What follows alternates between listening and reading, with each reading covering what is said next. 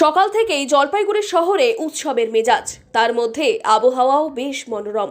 বর্ষশেষের অনুষ্ঠানে যেখানে মাতোয়ারা গোটা দুনিয়া, একদিকে বড়দিন, অন্যদিকে নতুন বছরের আগমন, সব মিলিয়ে উৎসবের আমেজ চারদিকে। পুরনো বছরকে বিদায় জানিয়ে নতুন বছরকে আগমনের আনন্দ উদযাপনে পিছিয়ে নেই জেলাগুলিও। তবে জলপাইগুড়ি জেলার জন্য বছরের এই প্রথম দিনটি সবসময়ই একটি বিশেষ দিন হয়ে থাকে অন্য আরও একটি কারণে। 1868 সালের ঠিক এই দিনেই জন্ম হয়েছিল জলপাইগুড়ি জেলার। তাই প্রতি বছর কেক কেটে বর্ষবরণের পাশাপাশি হৈ হৈ করে পালন করা হয় জলপাইগুড়ি জেলার জন্মদিনও।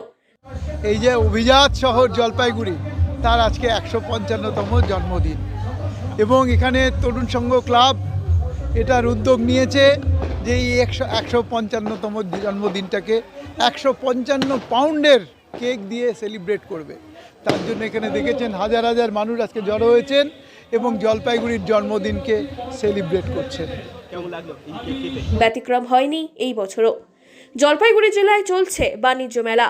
এই বাণিজ্য মেলায় 155 পাউন্ডের ঢাউস কেক এনে সাংস্কৃতিক উৎসব পালনের সঙ্গে কেক কেটে পালন করা হলো জলপাইগুড়ির জন্মদিন।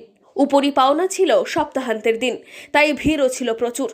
শহর জলপাইগুড়ির জন্মদিন পালনে 155 পাউন্ড ওজনের জায়েন্ট কেক কাটলেন জলপাইগুড়ি শহরের সাংসদ তথা ডক্টর জয়ন্ত কুমার রায়। উপস্থিত সকলকেই কেক প্রদান করা হয়। একেই বাঙালির 12 মাসে 13 পার্বণ, তার উপর ইংরেজি নতুন বর্ষর বরণের দিন, সঙ্গে আবার প্রাণের শহর জলপাইগুড়ি জেলার জন্মদিন। এবছর 155 বছরে পদার্পণ করল এই জল শহর। ডবল সেলিব্রেশন হবে না তা কি হয়? নতুন বছরকে আগমন জানাতে নানান রঙের আলোয় সেজে উঠেছে গোটা শহর। বাণিজ্য মেলা প্রাঙ্গণে 31শে ডিসেম্বর ঠিক রাত 12টায় নানান রঙের আতশবাজি ফাটিয়ে নতুন বছরকে স্বাগত জানাতে এবং জলপাইগুড়ির জন্মদিন পালনে মেতে উঠেছিল গোটা জলপাইগুড়িবাসী।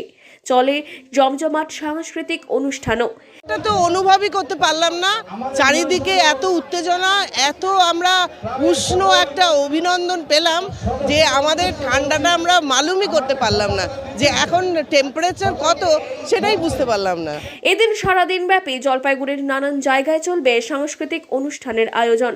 সব মিলিয়ে বর্ষ শেষে ডাবল সেলিব্রেশনে মুখর জলপাইগুড়িবাসী।